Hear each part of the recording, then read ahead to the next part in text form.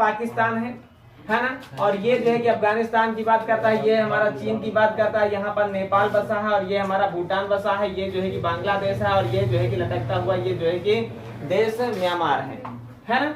ये पाकिस्तान जल और थल दोनों से जुड़ा हुआ है हमारे भारत देश के साथ। बांग्लादेश जो है कि जल और थल दोनों से जुड़ा हुआ है। म्यांमार जल और थल दोनों से जुड़ा हुआ है। श्रीलंका केवल जल से जुड़ा हुआ है। मालदीव केवल जल से जुड़ा हुआ है ना। अफगानिस्तान थल से, केवल थल से। नेपाल केवल थल से। भूटान केवल थल से, और चीन केवल थल से। ये 4 जो है कि देश हैं जो केवल थल से हैं, और ये 3 देश जो है ऐसे हैं जल और थल दोनों से हैं। ये 2 देश ऐसे हैं जो केवल जल से। यहाँ तक बात हो गई थी।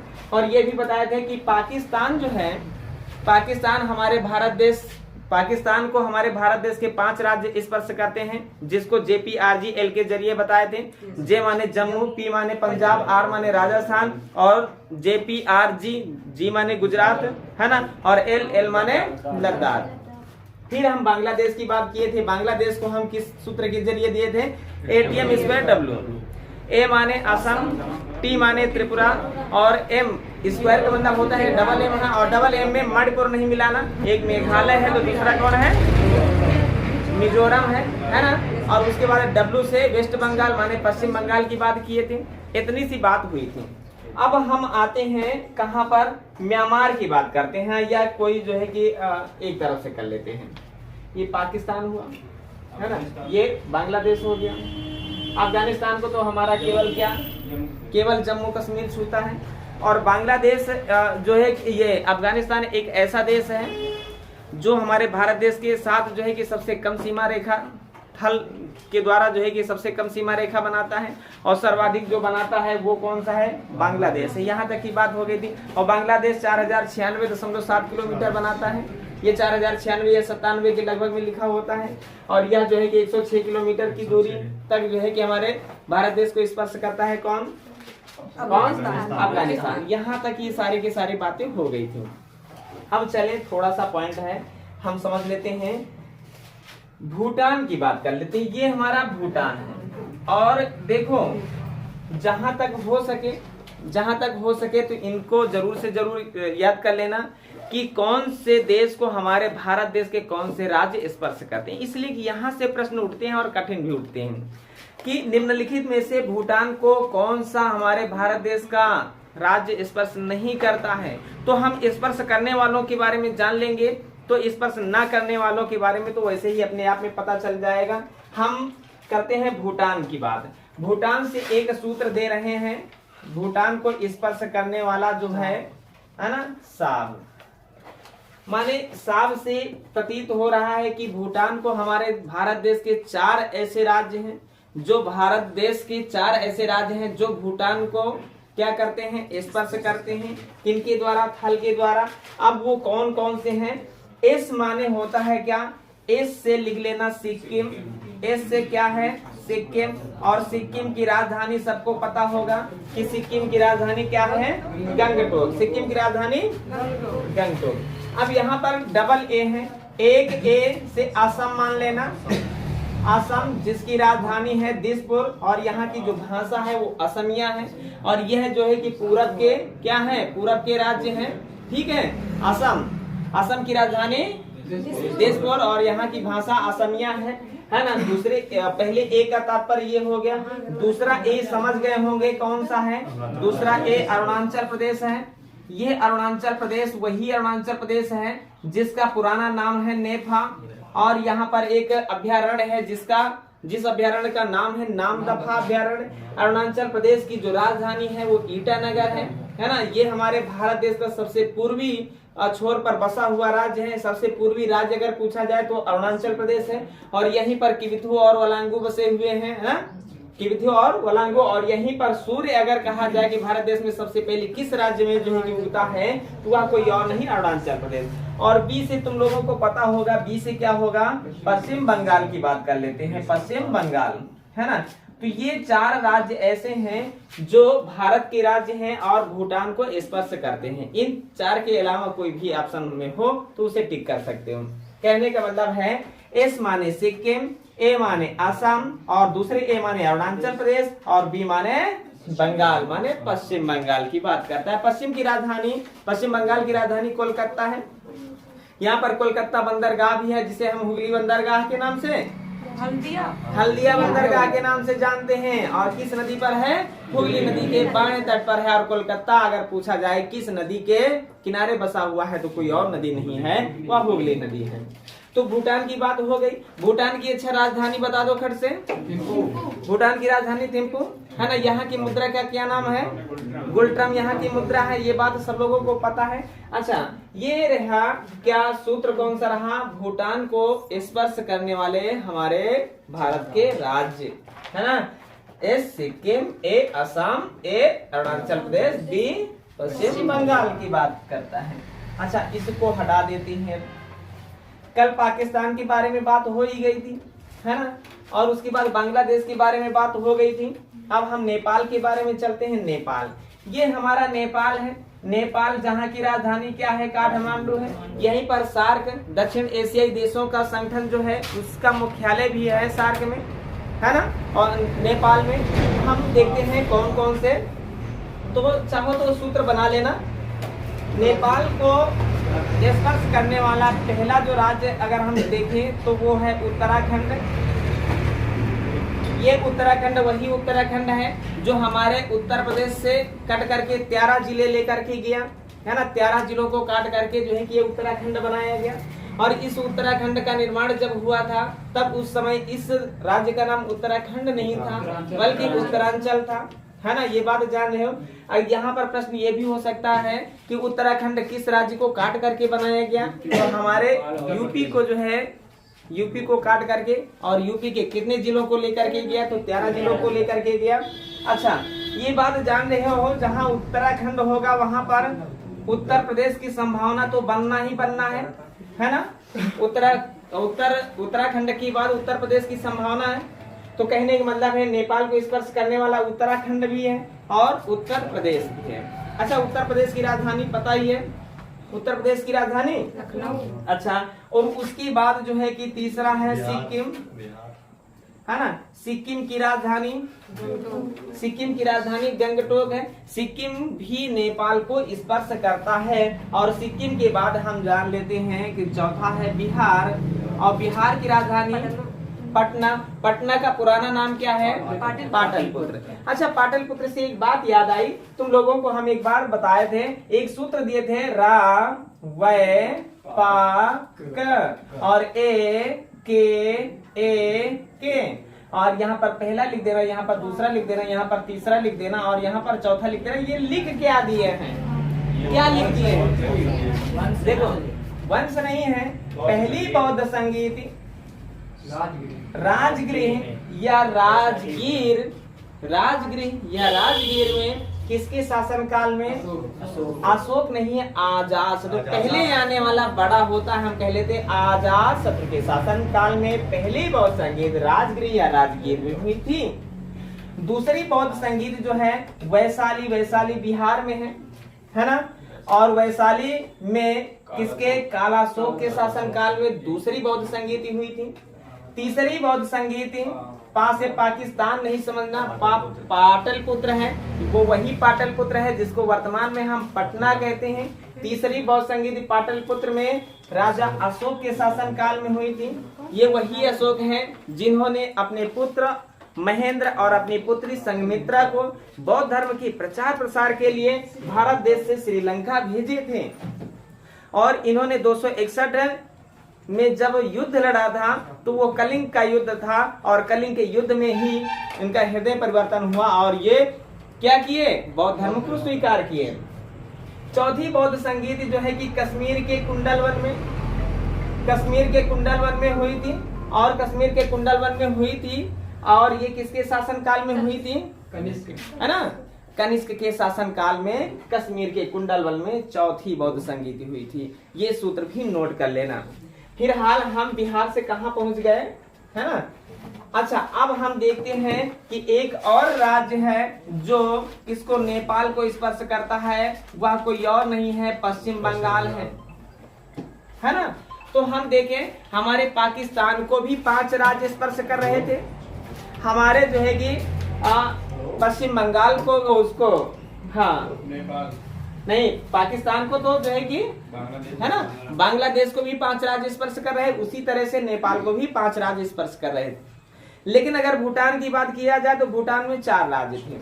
अच्छा, नेपाल में कौन कौन है? उत्तराखंड और उत्तर प्रदेश है, उत्तराखंड और उत्तर प्रदेश है। तीसरा है बिहार, सिक्किम है और पश्चिम बंगाल है ना। पश्चिम बंगाल कई जो है कि उनको स्पर्श करता है, ये किसको? बांग्लादेश को भी स्पर्श करता है ना। तो ये याद हो गए नेपाल। अच्छा, एक बार देख लेते हैं, ये उत्तराखंड है, उत्तर प्रदेश है, सिक्किम है, बिहार है, पश्चिम बंगाल, ये 5 राज्य किसको? नेपाल। नेपाल की राजधानी? सार्क का मुख्यालय कहाँ? नेपाल में है। नेपाल की कहाँ है? चलो, अच्छा, ये रही बात जो है कि नेपाल को स्पर्श करने वाले देशों के बारे और राज्यों के बारे में। अब आते हैं हम म्यांमार की बात कर लेते हैं। म्यांमार, ये हमारा म्यांमार है, म्यांमार है। और म्यांमार का पुराना नाम क्या है? वर्मा है। यहाँ की राजधानी क्या हुआ करती थी? रंगून हुआ करती थी। अब वर्तमान में राजधानी क्या है? नावपिताओ यहाँ की राजधानी है। म्यांमार को हमारे भारत देश के कितने राज्य जो है कि स्पर्श करते हैं, तो ये भी लिख लेते हैं। नंबर 1 है नागालैंड, नंबर 1 है नागालैंड। नागालैंड की राजधानी क्या है? कोहिमा है। पहला है नागालैंड, दूसरा है मणिपुर, दूसरा है मणिपुर, और मणिपुर की राजधानी है, मणिपुर की राजधानी इम्फाल है। मणिपुर भी ये जो है कि म्यांमार को स्पर्श करता है। और उसके बाद मिजोरम की बात कर लेते हैं। मिजोरम, ये मणिपुर वही मणिपुर है, ये वही मणिपुर है जहां लोकटक झील है। और लोकटक झील पूर्वी भारत में सबसे मीठे, सबसे ज्यादा मीठे पानी की झील की बात कर दी जाए, सबसे अधिक मीठे पानी की झील की बात कर दी जाए पूर्वी भारत में, तो वो कहीं और नहीं है, मणिपुर में ही है। और कौन है? लोकटक झील है। और यहीं पर केबुल लामजाओ के बारे में सुना होगा। केबुल लामजाओ विश्व का एकमात्र तैरता हुआ अभ्यारण्य अगर कहा जाए तो वो केबुल लामजाओ है। और कहाँ पर है? मणिपुर में है। लेकिन फिलहाल ये मिजोरम रहा है ना। मिजोरम की राजधानी, मिजोरम की राजधानी आइजोल। मिजोरम भी म्यांमार को स्पर्श करता है। और मिजोरम के बाद जो है कि अरुणाचल प्रदेश, अरुणाचल है ना। क्या हुआ? ढाका कहाँ की राजधानी है? पूछा जा रहा है भाई। बांग्लादेश की राजधानी है, जान रहे हो।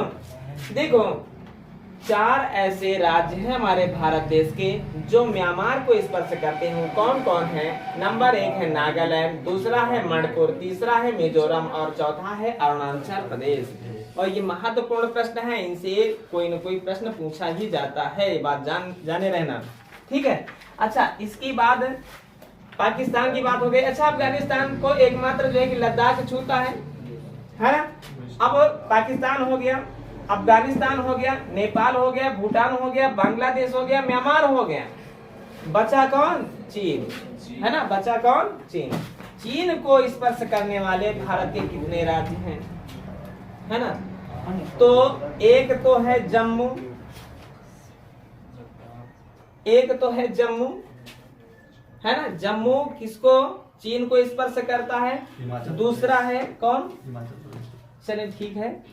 एक है सिक्किम, सिक्किम की राजधानी बताओ? गंगटोक। और एक है अरुणाचल प्रदेश, अरुणाचल प्रदेश है ना, यहाँ की राजधानी ईटानगर है। और एक है हिमाचल प्रदेश, हिमाचल प्रदेश। और एक है उत्तराखंड, उत्तराखंड। अच्छा, यहां से देखो, एक बात हमेशा जाने रहना, क्वेश्चन ऐसे भी हो सकते हैं। पाकिस्तान को हमारे भारत देश के कितने राज्य स्पर्श करते हैं? तो 5। अफगानिस्तान को तो 1, नेपाल को 5, भूटान को 4 और बांग्लादेश को 5, म्यांमार को 4 और चीन को 5। बस 5 और 4 की संख्या में है ना। एक सूत्र भी यहाँ पर है, कहते हैं जम्मू का सिपाही, और अरुण से क्या कर ले? अरुण पर्वत कह लेते हैं, है ना। और यह हिमालय पर्वत, और उत्तरा से क्या हो जाएगा? उत्तरा, है ना। चलिए सूत्र भी लिख लेते हैं। जम्मू का सिपाही लिख लेते हैं जम्मू का सिपाही अरुण हिमालय पर उतरा। देखिए कह रहा है जम्मू का सिपाही अरुण हिमालय पर उतरा। जम्मू से तो जम्मू ही है, सी से सिक्किम है, अरुण से अरुणाचल प्रदेश है, हिमालय से हिमाचल प्रदेश है, उत्तरा से उत्तराखंड है। ये 5 हमारे भारत देश के ऐसे राज्य हैं, 5 हमारे भारत देश के ऐसे राज्य हैं जो चीन को स्पर्श करते हैं। अब स्पर्श करने वाली कहानी समाप्त तो होती है, हम आगे भी बढ़े, है ना। हटा दें इसको। अच्छा ये रावय पाक समझ में आ गया। एक ये रावय पाक, पहली भाव संगीत राजगीर आजाद शत्रु, दूसरी भाव संगीत वैशाली काला अशोक, तीसरी भाव संगीत पाटलिपुत्र, है ना, अशोक, चौथी भाव संगीत कश्मीर के कुंडलवन कनिष्क, है ना। इतने पॉइंट तो एकदम क्लियर हो गए।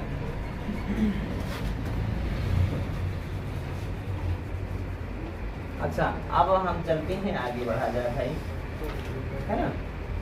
अब देखें हम कल यहाँ पर एक पर्वत की बात किए थे। वो पर्वत कौन सा था?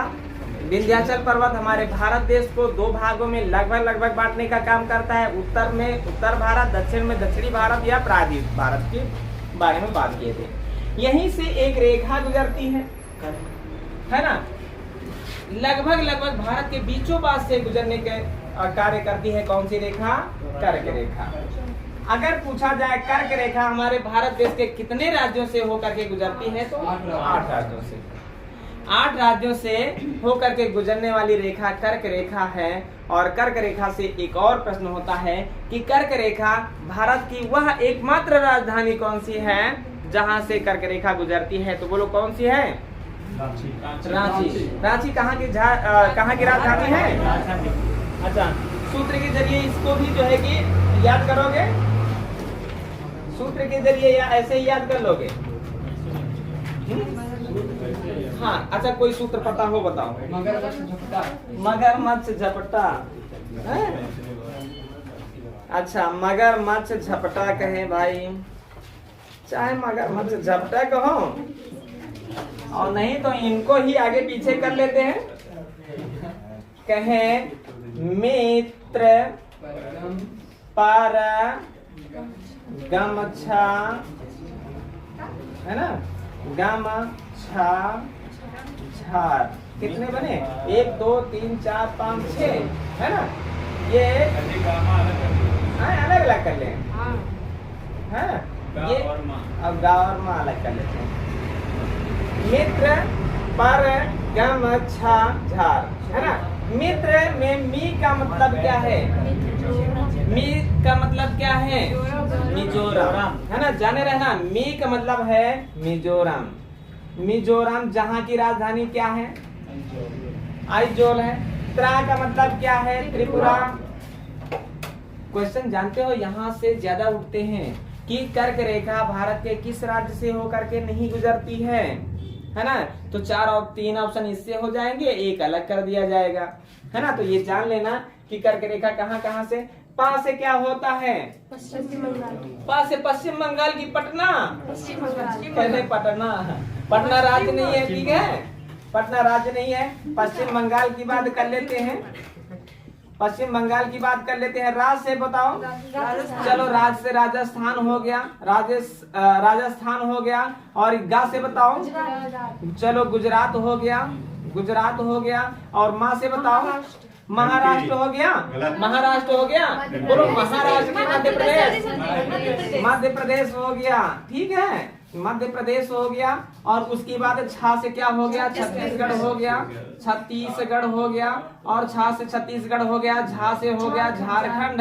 ये हमारे भारत देश के 4 ऐसे राज्य हैं जहां से कर्क रेखा गुजरती है। और झारखंड की एकमात्र राजधानी रांची से होकर के गुजरती है। ये भी प्रश्न उठता है। क्लियर है? कर्क रेखा भारत के कितने राज्यों से होकर के गुजरती है? ये कई बार प्रश्न हुआ है। बोलो कितने राज्यों से? 8 राज्यों से। ये नोट बना लेना, है ना। मी से मिजोरम हो गया, त्रा से त्रिपुरा हो गया, पा से पश्चिम बंगाल, ला से राजस्थान, गा से गुजरात, मा से मध्य प्रदेश, है ना। और छा से छत्तीसगढ़ और झा से झारखंड, है ना। और सूत्र क्या है? मित्र पर गम छ झात। कर्क रेखा जो है कि भारत देश के 8 राज्यों से होकर के गुजरती है। इतना पॉइंट नोट हुआ। एक और रेखा है जो हमारे भारत देश से होकर के गुजरती है ना? एक और रेखा है, वो बोलो कौन सी है? रेड क्लिप कहते हैं। रेड क्लिप क्या है? भारत और पाकिस्तान को अलग करने वाली सीमा रेखा है। इसको हटा दें, ये नोट कर चुके हो तो हटा दें इसको।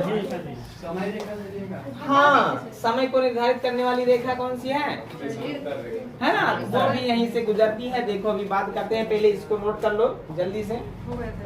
हो गया नोट? हटा दें इसको, हटा दें। चलें फिर हटाते हैं। कोई ऐसा तो नहीं है जो बोल नहीं रहा और लिख भी नहीं पाया है? हाँ जल्दी से करो, जल्दी जल्दी करो।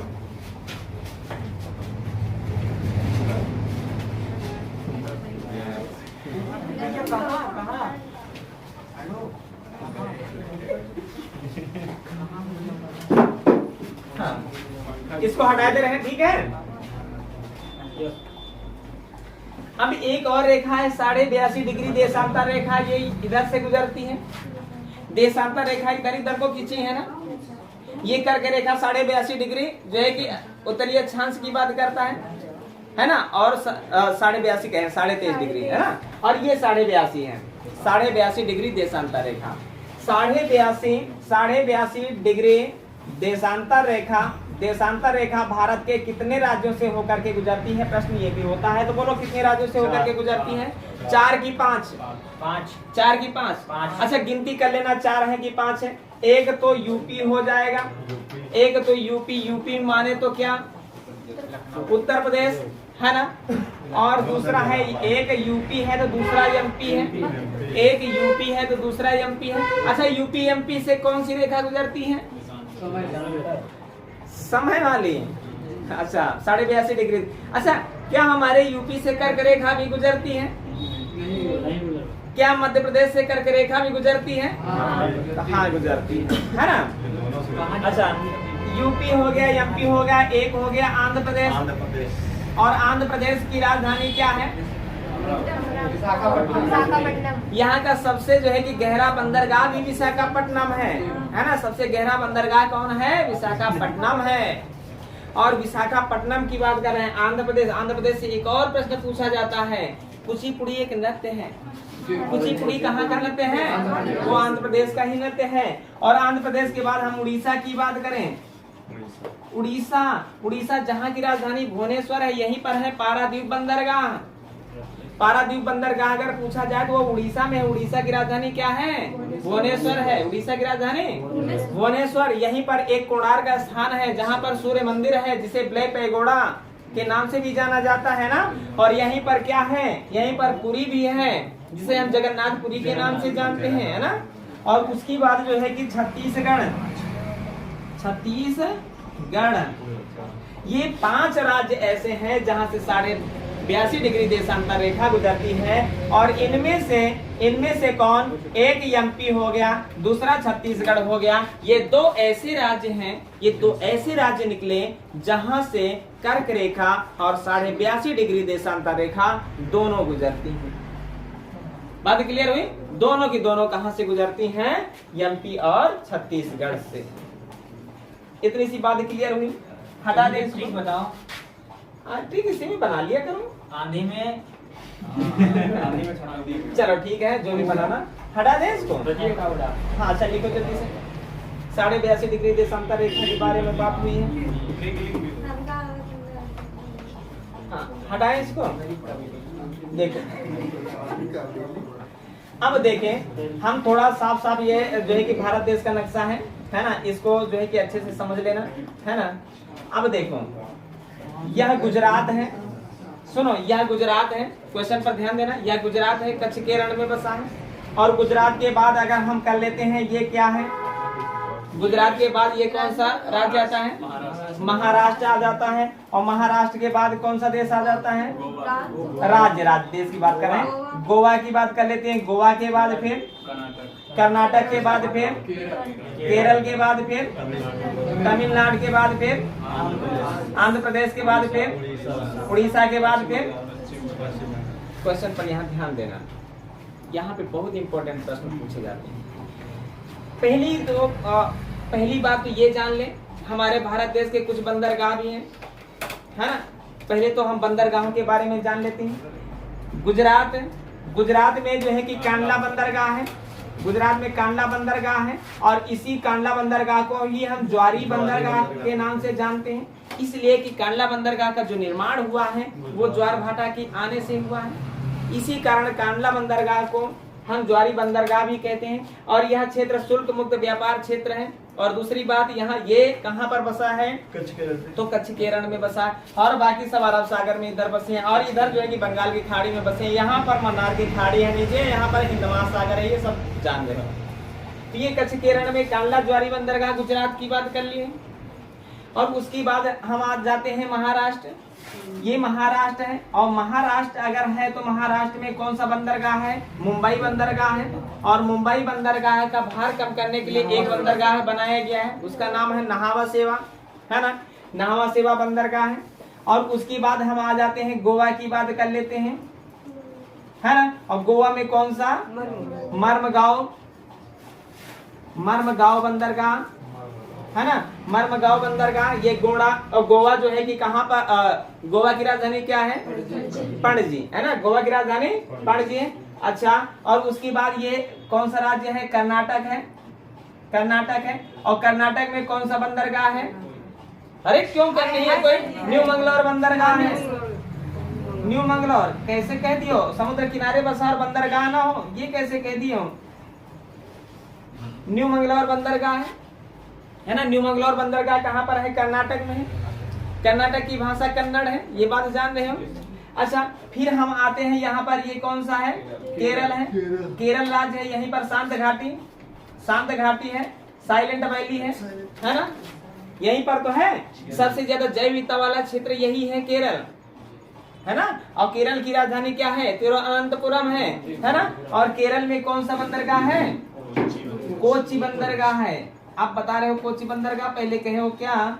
अब देखिए क्या है, कोच्चि बंदरगाह से क्वेश्चन उठता है। सबसे बड़ा शिपयार्ड बंदरगाह अगर पूछा जाए कौन सा है, तो वो कोई और नहीं है, कोच्चि बंदरगाह। सबसे बड़ा शिपयार्ड बंदरगाह कौन सा है, कोच्चि। यहाँ पर हम कहते हैं तमिलनाडु चेन्नई, तमिलनाडु की राजधानी चेन्नई, है ना, तमिलनाडु की राजधानी चेन्नई। ता से होता है तूतीकोरन, है ना। एन से होता है, एन माने एननौर, और चे से होता है चेन्नई बंदरगाह। क्लियर है। तमिलनाडु में 3 बड़े बंदरगाह हैं, एक तो तूतीकोरन है, दूसरा एननौर है, तीसरा चेन्नई बंदरगाह। और यह है आंध्र प्रदेश, और आंध्र प्रदेश का जो यह भारत देश का सबसे गहरा बंदरगाह है। बोलो कौन सा है, विशाखापट्टनम की बात होती है, विशाखापट्टनम। और विशाखापट्टनम जो है यहाँ का एक शहर भी है, सबसे बड़ा शहर है। अगर आंध्र प्रदेश की बात किया जाए, आंध्र प्रदेश का सबसे बड़ा शहर कौन सा है, विशाखापट्टनम है। और पूरे भारत देश का सबसे गहरा बंदरगाह कौन सा है, तो वो विशाखापट्टनम है। क्लियर है। और उसकी बाद हम आ जाते हैं उड़ीसा की बात कर देते हैं। और उड़ीसा में बंदरगाह कौन सा है, तो उड़ीसा में पारादीप बंदरगाह है। उड़ीसा में कौन सा बंदरगाह है, पारादीप बंदरगाह है। और उसके बाद जो है कि हम आ जाते हैं पश्चिम बंगाल में कौन सा है, कोलकाता बंदरगाह, या हम कह लेते हैं हल्दिया बंदरगाह किस नदी पर है, तो हुगली नदी के बाएं तट पर बसा है। ये हमारे रहे बंदरगाह। और ये बंदरगाह इसलिए लिखे, इनसे प्रश्न क्या होते हैं ये भी जानो। विशाखापट्टनम में कौन सा बंदरगाह, विशाखापट्टनम खुद ही बंदरगाह का नाम है ना, आंध्र प्रदेश का। ठीक है। अब यहाँ पर ये तो जान रहे हो कौन सा बंदरगाह कहाँ है, ये जान रहे हो कौन सा बंदरगाह कहाँ पर है। कांडला कहे, कांडला अगर कह देते हैं खट से आंसर आता है गुजरात। मुंबई कहे तो महाराष्ट्र, नहावा सेवा कहे तो महाराष्ट्र, मर्मगांव कहे तो गोवा, कोच्चि कहे तो केरल, न्यू मंगलोर कहे तो कर्नाटक, तूतीकोरन कहे तो तमिलनाडु, एन्नौर कहे तो तमिलनाडु। अच्छा, चेन्नई कहे तो, विशाखापट्टनम कहे तो आंध्र प्रदेश, पारादीप कहे तो उड़ीसा। अच्छा, पारादीप के बाद जो है कि अगर हल्दिया कहे तो, ये बात जान रहे हो। अब देखो पूछा जाता है निम्नलिखित में कौन सा पूर्व तटीय बंदरगाह है कौन सा? पश्चिम तटीय बंदरगाह है। तो देखें ये 1 2 3 4 ये 4 राज्य इधर बसे हैं और ये 1 2 3 4 है ना, और एक ये 5 ये कहाँ पे बसे हैं? पश्चिम में, है ना। तो यहाँ से भी तुम क्वेश्चन को उठा लेना, है ना, जैसे भी बन जाए। अच्छा, अब हम इनको भी हटाते हैं, है ना। बंदरगाह भी हमारे हो गए।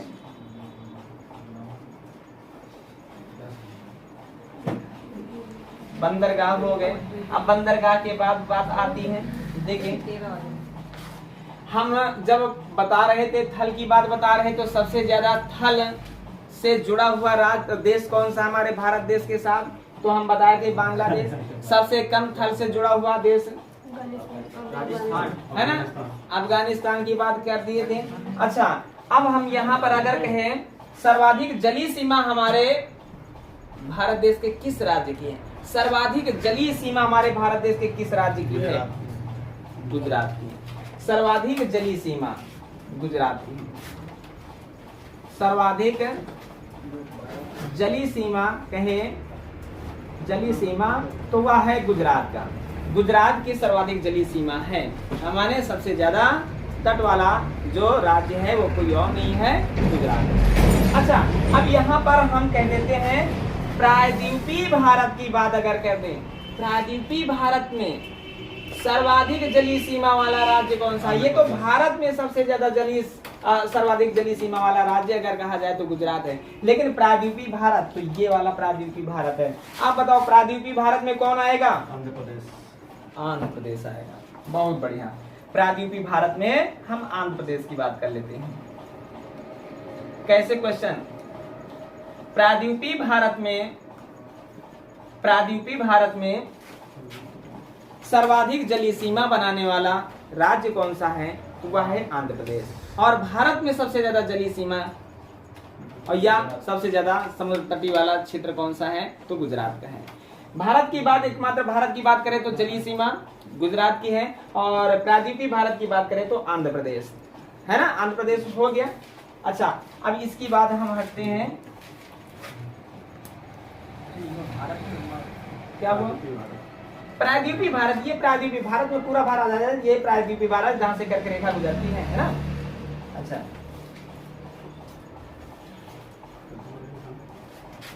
अब ये पूरे भारत की बात थोड़ी देर के लिए हो जाए, है ना, जिससे बहुत सारे प्रश्न उठते हैं, है ना।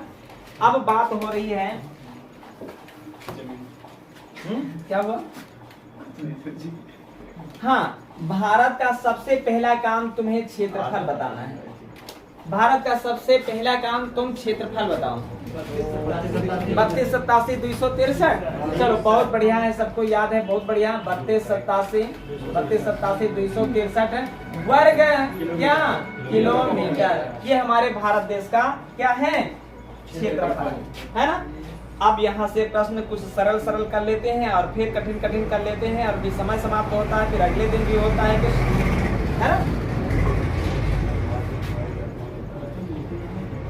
हाँ, राष्ट्रीय पक्षी की बात अगर करें, राष्ट्रीय पक्षी बोलो कौन है? राष्ट्रीय पक्षी की बात करें तो कौन? मोर।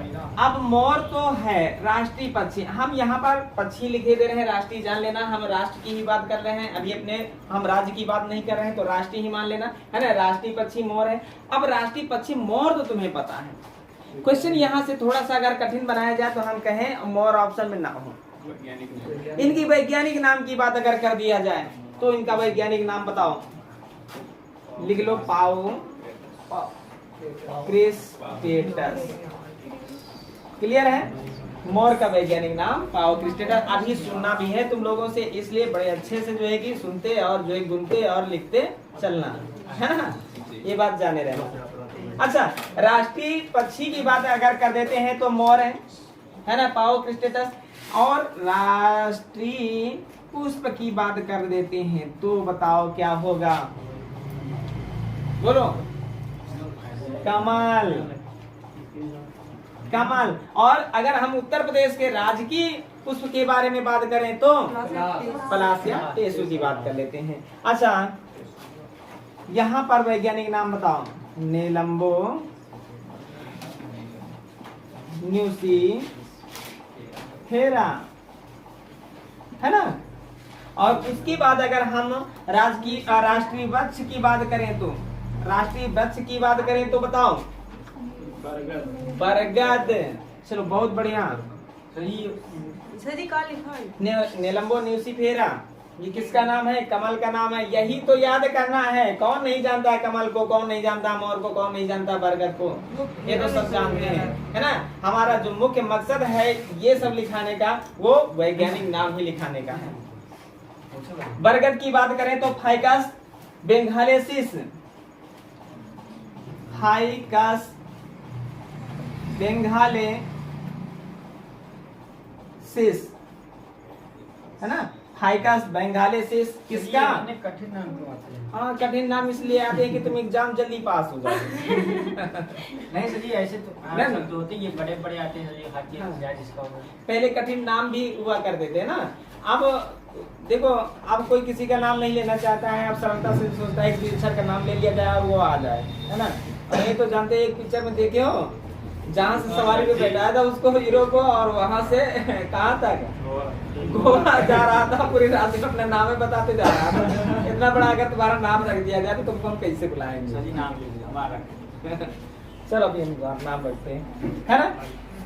राष्ट्रीय पक्षी हो गया मोर, पाओ क्रिस्टेटस हो गया। राष्ट्रीय पुष्प हो गया कमल, नेलंबो न्यूसीफेरा हो गया। राष्ट्रीय वृक्ष हो गया बरगद, फाइकस बेंगालेसिस हो गया। इतनी सी बात हो गई। अब हम राष्ट्रीय गान की बात करते हैं। राष्ट्रीय गान की बात करते हैं। बोलो राष्ट्रीय गान कौन सा है? जनगण मन है। जनगण मन है। जनगण मन है। चलो तुम लोग कैसे करते हो? नहीं, हमको भी यही आ रहा है, जनगण मन। जनगण मन बहुत बढ़िया। जनगण मन की बात करते हैं। जनगण मन, और इस जनगण मन के रचयिता भी बता दो इसी बात पे। रविन्द्रनाथ टैगोर। रविन्द्रनाथ टैगोर है, रविन्द्रनाथ टैगोर। और ये वही रविन्द्रनाथ टैगोर हैं, ये वही रविन्द्रनाथ टैगोर हैं जिन्होंने महात्मा गांधी को महात्मा की उपाधि दी थी, है ना। तभी जो है कि महात्मा गांधी ने क्या किया, रविन्द्रनाथ टैगोर को गुरुदेव की उपाधि दी थी। जब इन्होंने कहा आप महान हैं, घर न जा करके शांति निकेतन गए हैं, है ना। सीधे लंदन से आकर के कोई विदेश से आता तो सबसे पहला वो कदम वो अपने घर पे रखता है, लेकिन घर न जा करके वो कहाँ गए? महात्मा गांधी शांति निकेतन गए। और शांति निकेतन जब गए तभी जो है कि रविन्द्रनाथ टैगोर ने इनको जो है कि महात्मा की उपाधि दी।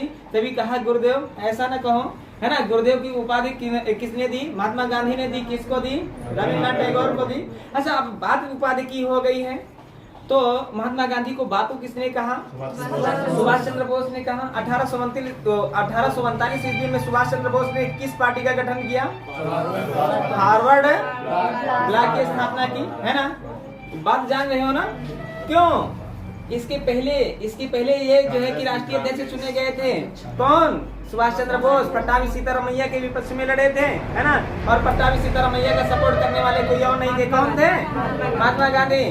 घर घर जाकर के प्रचार प्रसार किए कि समझ लो पट्टाभी सीतारामैया हारे तो महात्मा गांधी हारे, इसलिए सब लोग वोट देना, हमारे मान मर्यादा का ख्याल रखना। लेकिन युवा पीढ़ी ने क्या सोचा, है ना, किसको चुना, है ना। इसी बात से निराश होकर के महात्मा गांधी क्या करना चाह रहे थे? कांग्रेस पार्टी छोड़ना चाह रहे थे। तभी सुभाष चंद्र बोस गए और कहे क्या कि पार्टी अगर छोड़नी है तो बेटा छोड़े, बापू क्यों छोड़े, है ना। बात क्लियर हुई। अरे जनगण मन की बात है। जनगण मन के रचयिता कौन है? रविन्द्रनाथ टैगोर। जनगण मन क्या है? राष्ट्रीय गान है कि राष्ट्रीय गीत है? राष्ट्रीय गान है। अच्छा, राष्ट्रीय गान ये है तो राष्ट्रीय गीत क्या है ये भी तो बताओ। वंदे वंदे मातरम, वंदे मातरम, है ना। वंदे मातरम की बात कर लेते हैं। वंदे मातरम, है ना। वंदे मातरम, और वंदे मातरम को किसने लिखा? चलो, बंकिम चंद्र चटर्जी, है ना। अच्छा, कौन 62 कौन 65? ये 62 वो 52 52 कौन 52 ये 52 सेकंड में गाया जाता है। चलो, वंदे मातरम चलो लिख लेते हैं। 65 सेकंड को 1 मिनट 5 सेकंड भी लिख सकते हो, कोई दिक्कत की बात नहीं है। और ये जो है कि 1 मिनट में 8 सेकंड कम लिख सकते हो, जैसे भी लिखना चाहो वैसे लिख लो। 52 सेकंड में जनगण मन और 1 मिनट 5 सेकंड माने 65 सेकंड में वंदे मातरम गाया जाता है, जो बंकिम चंद्र चटर्जी के द्वारा रचा गया है। अच्छा, फिर बात होती है राष्ट्रीय वाक्य की। फिर बात होती है राष्ट्रीय वाक्य की, ये कोई और नहीं बताएगा। क्या? सत्यमेव जयते, सत्यमेव जयते। अरे वाह भाई, सत्यमेव जयते, सत्यमेव जयते कहाँ से लिया गया ये भी तो बताओ। मुंडको परिषद से, है ना, मुंडको परिषद से लिया गया है। चलो बहुत बढ़िया, सत्यमेव जयते मुंडको परिषद से ले लिए हैं। ये हमारे भारत देश का राष्ट्रीय वाक्य है। इतनी सी बात जान लियो। इसको मिटा करके थोड़ा सा पॉइंट है और लिख लेते हैं और फिर आगे कहानी को समाप्त करते हैं। है ना, समझ ही हो रहा है, लिख लिए हो ये, हटा दे इसको। पक्षी के बारे में जान लिया हूँ। पावोक्रिस्टेटस किसको कहते हैं? फाइकस बेंगालेसिस किसे कहते हैं? अरे फाइकस बेंगालेसिस भाई, बारेगा देखो। न्यूसीफेरा, नीलम्बो न्यूसीफेरा, कमल को, है कमल को। पावोक्रिस्टेटस किसको? मोर को। चलो बहुत बढ़िया। हम कहते हैं राष्ट्रीय ध्वज की बात करते हैं, राष्ट्रीय ध्वज की बात करते हैं तो वो है तिरंगा। तिरंगा है ना, तिरंगा है ना। तिरंगे का डिजाइन किसने तैयार किया था ये भी बात जान लो इसी वक्त। वेंकैया पिंगले ने तैयार किया था। और राष्ट्रीय जो ये तिरंगा है, तिरंगे का जो आकार होता है, जो आकार होता है, लंबाई और चौड़ाई का जो अनुपात होता है, लंबाई चौड़ाई का अनुपात क्या क्या होता है? 3:2। कभी कभी क्वेश्चन में चौड़ाई और लंबाई का पूछ लेता है, तो चौड़ाई का कहे तो चौड़ाई पहले कर देना, लंबाई बाद में कर देना। 2:3 भी होता है ना। चौड़ाई और लंबाई की बात करें 2:3, लंबाई चौड़ाई की बात करें 3:। ये किसका बना होता है? कपड़े का। कौन से कपड़े का बना होता है? सूती, सूती, खादी। अच्छा चले, अब हम यहाँ पर जो ये 24 तीलियां होती हैं, 24 तीलियां किसका प्रतीक होती हैं?